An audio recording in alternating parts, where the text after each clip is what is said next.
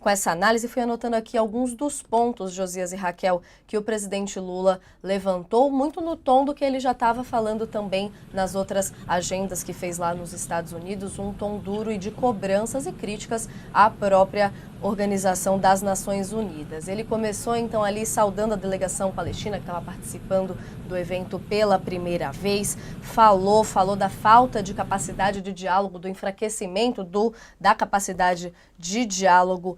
da ONU, também citou a situação da pandemia, que numa situação emergencial como aquela não foi possível criar-se um tratado efetivo para discutir a situação da pandemia, entrou então nas tensões geopolíticas, falou sobre a situação do Oriente Médio, que anda sendo uma preocupação grande nas últimas semanas, falou também da situação da guerra da Ucrânia, mas em falando da situação do Líbano,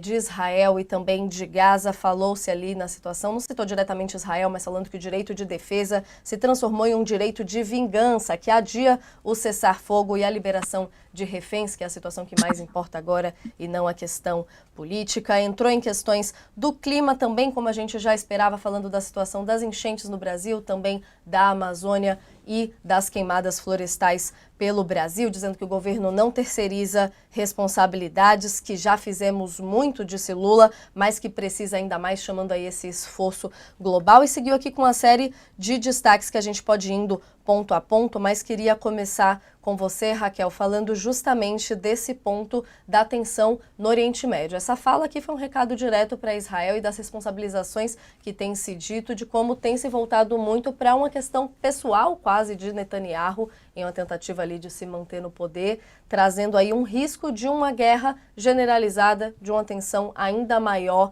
que nas palavras de Lula aqui seria então uma tragédia. Raquel, como é que você vê aqui, a gente começando por esse ponto, então, da tensão no Oriente Médio, da fala do presidente Lula?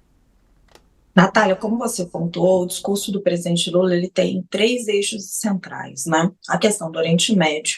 a questão do Conselho de Segurança da ONU e a questão climática. Começando pela tensão do Oriente Médio, o presidente Lula, que sempre levantou essa bandeira em relação à Palestina, em relação à destruição de Gaza, o desenrolar dos acontecimentos e o comportamento de Netanyahu foi virando a opinião pública global nesse sentido. Né? O que começou como uma reação de Israel a um ataque terrorista, vil e desumano do grupo terrorista Hamas, onde foram presos diversos reféns, onde foram mortos idosos, crianças, onde mulheres foram estupradas, jovens foram mortos numa festa,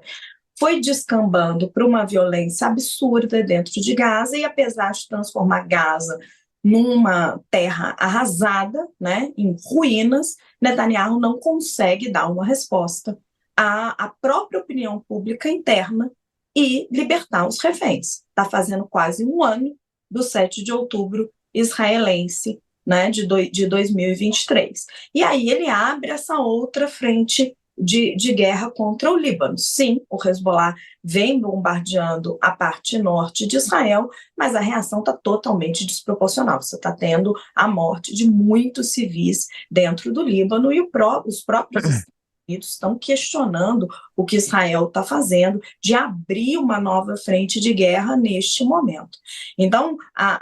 o posicionamento do presidente Lula diante da reação de Netanyahu, ele vai se juntando a um posicionamento mais mainstream global. Abordando os outros dois pontos que o presidente fala, a reforma do Conselho de Segurança da ONU. Isso é um posicionamento político clássico da diplomacia brasileira, de pedir uma maior abertura do Conselho de Segurança da ONU, um posicionamento, uma inclusão dos países emergentes, um assento para o Brasil. É um posicionamento que a diplomacia brasileira precisa fazer, ela sempre repisa esse ponto, faz parte, né, do script, todos os presidentes fazem isso, mas é inútil, né? A gente sabe que o Conselho de Segurança da ONU não vai fazer essa reforma, e a gente se questiona até para que hoje em dia serve o Conselho de Segurança da ONU, porque muitas das suas resoluções e dos pontos que ele coloca, quando ele consegue aprovar resoluções, porque muitas vezes ele não consegue, porque as coisas são travadas ali pelos poderes de veto, principalmente de Estados Unidos e Rússia, as resoluções não são aprovadas. Agora, o ponto da questão climática é o que eu acho mais complicado, porque o Brasil tinha de tudo para levantar essa bandeira, para ser o país que seria o principal defensor, né? Vinha de um governo Jair Bolsonaro terra arrasada, de uma política ambiental completamente disfuncional, com um IBAMA completamente desaparelhado, e o governo Lula, apesar de colocar um foco nesse sentido, não está conseguindo dar as respostas necessárias, né? A Amazônia está ardendo, o Pantanal está ardendo, o governo Lula, apesar de ter ali Marina Silva, que é uma pessoa emblemática, não está conseguindo dar as respostas, os incêndios estão aí, e tem uma política ambígua, porque ao mesmo tempo em que ele prega a proteção do meio ambiente, ele também promove e costuma dar razão ou ficar ali no meio do caminho para várias políticas desenvolvimentistas que não favorecem o meio ambiente. Uma das provas dessa ambiguidade, por exemplo, é a reunião fora da agenda do presidente Lula com os representantes da petrolífera Shell, do qual a Marina Silva sequer participou. Então, assim, não que o Brasil não tenha que ter contato com petroleiras estrangeiras, tem sim, mas precisava ser neste momento em que ele defende essa bandeira, lá em Nova York, durante a reunião das organizações das Nações Unidas. É muito